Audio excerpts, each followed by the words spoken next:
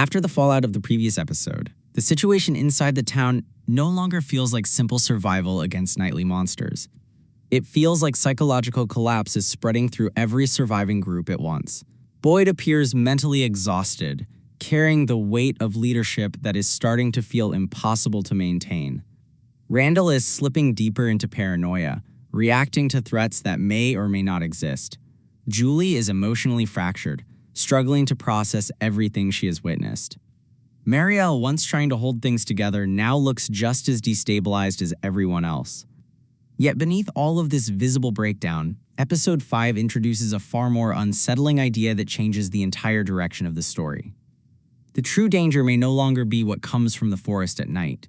Instead, it may be the town itself, an environment that is no longer passive, no longer random, but increasingly intelligent, observant, and disturbingly intentional in how it interacts with the people trapped inside it. That idea is established immediately through one of the most haunting visuals in the episode: a silent room filled with dolls, arranged in stillness, their empty faces pointed forward like they are waiting for something unseen to arrive. There is no jump scare, no violence, no dramatic reveal.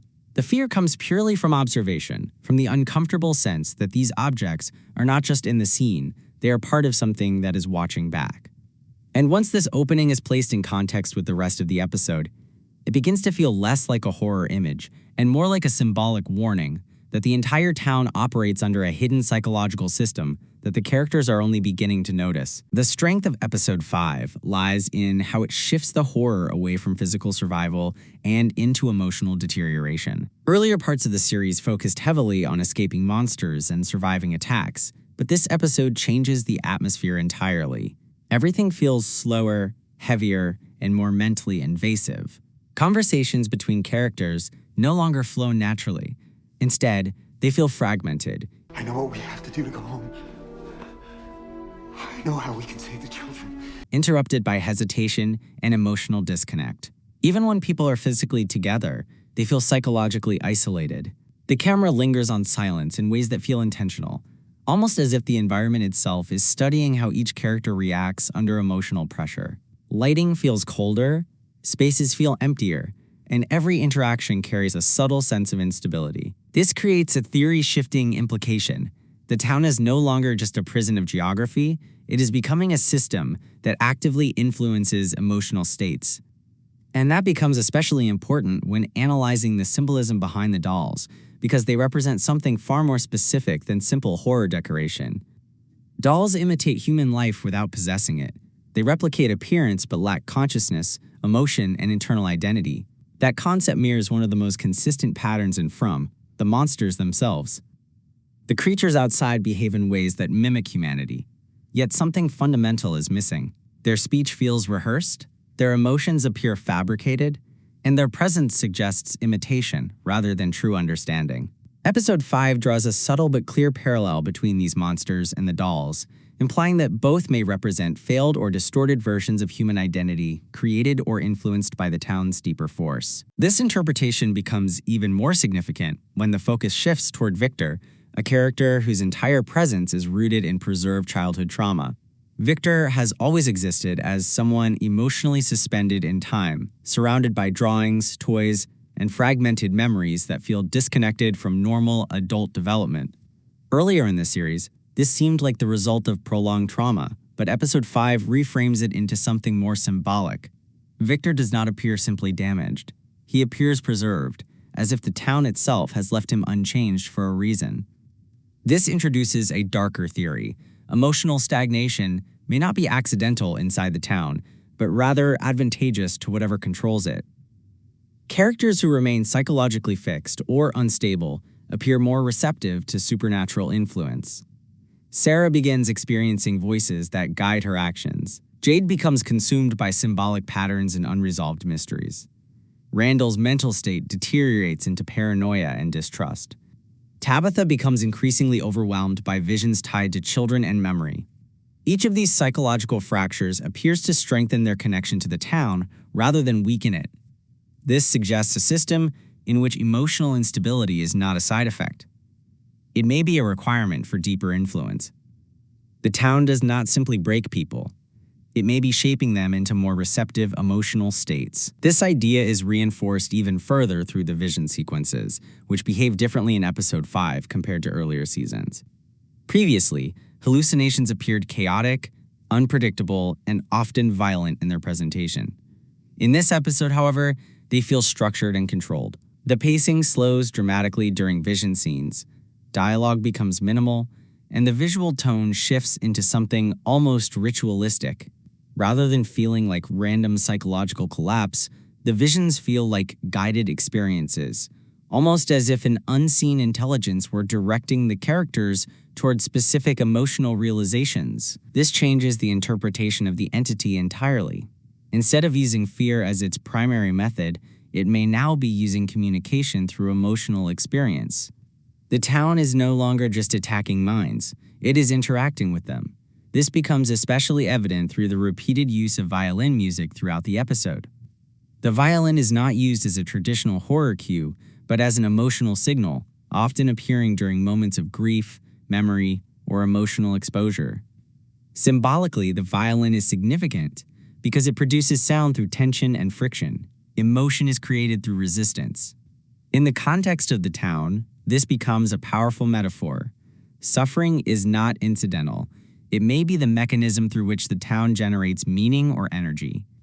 Emotional trauma becomes something that is processed, transformed, and possibly even harvested. This interpretation gains further strength when examining how differently each character is targeted. Boyd's experiences are heavily tied to guilt, responsibility, and leadership pressure. Jade's visions revolve around logic, patterns, and intellectual obsession.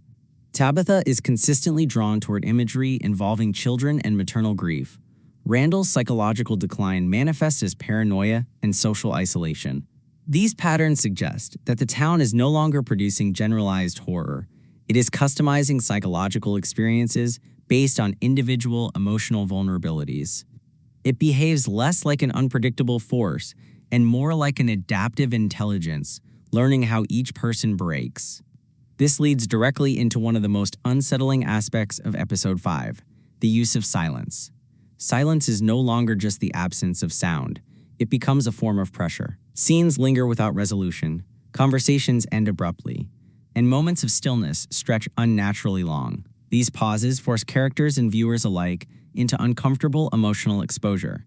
If the town communicates through emotional resonance rather than language, then silence may represent the moments when it is most active, observing, analyzing, and measuring reactions without distraction. From this perspective, the dolls take on an even darker meaning. They are not simply symbolic of imitation life. They may represent emotional residue. The town repeatedly emphasizes memory through drawings, music, childhood artifacts, and fragmented recollections. This suggests a pattern in which emotional traces are preserved, even after physical destruction. The dolls could therefore represent identities that have been frozen or absorbed, leaving behind only partial emotional impressions. This would explain why the children Tabitha sees feel incomplete and fragmented, rather than fully formed individuals. They behave like echoes of consciousness rather than living beings, reinforcing the idea that the town does not simply eliminate people, it preserves aspects of them in altered forms. If this is true, then escape becomes far more complex than physical survival. The town may function as a kind of emotional archive, storing fragments of identity and memory within its structure. This theory also reframes the role of isolation within the story. As communication breaks down between characters, emotional distance increases, making individuals more vulnerable to manipulation. The town benefits from disconnection because isolated minds are easier to influence. This suggests that the real conflict is not just between humans and monsters, but between human identity and an environment that systematically erodes emotional connection. Boyd's role becomes central in this context because he continues attempting to preserve structure, leadership, and collective stability, even as everything deteriorates around him. His resistance is not just physical, it is psychological. He represents the attempt to maintain human connection in an environment designed to dismantle it. By the end of episode 5, nearly every character appears altered in some psychological way. Fear is no longer temporary. It is becoming internalized, reshaping perception and behavior. This is where the dolls become most significant as a narrative device. They symbolize artificial identity, emotional emptiness, and frozen existence. Their presence suggests that transformation is already underway. The town may not simply be killing people, it may be converting them into something else entirely. If that process continues, the distinction between victim and system may eventually dissolve. Ultimately, Episode 5 reframes the entire mythology of From. The town is no longer just a location filled with monsters. It feels closer to a conscious entity, an adaptive psychological structure that studies emotion, replicates behavior, and reshapes identity over time. Every fear experienced by the characters becomes data, every emotional breakdown becomes information, and every moment of vulnerability becomes an opportunity for deeper influence. The central question is no longer how escape is possible. The question becomes whether anyone inside the town can retain enough of their original identity long enough to resist becoming part of what the town is slowly turning them into.